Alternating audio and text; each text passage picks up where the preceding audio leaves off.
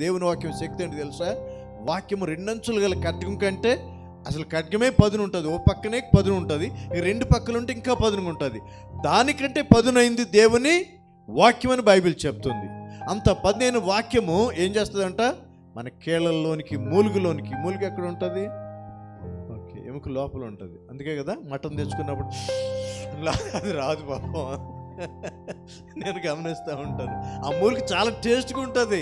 దాన్ని లాగటానికి ఎంత ప్రయత్నం చేస్తే ఆడిచ్చేవాడు పోయి కొట్టించినా బాగుండు. కాబట్టి మూలుగా చాలా టేస్ట్గా ఉంటుంది కదా.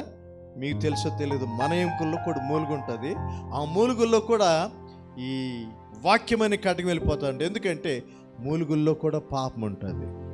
కాబట్టి నడినెత్తు మరుకుని అరికాల వరకు పాపం నిండిపోయిన మానవుల్లోని పాపాన్ని తీసివేయటానికి దేవుని వాక్యము తల నుంచి పాదాల వరకు ప్రతి అవయముల అంతరంగంలో ప్రవేశించి శుద్ధి చేస్తుందంట. అటువంటిది దేవుని యొక్క వాక్యం. దేవుని మాట అంత శక్తి కలిగింది.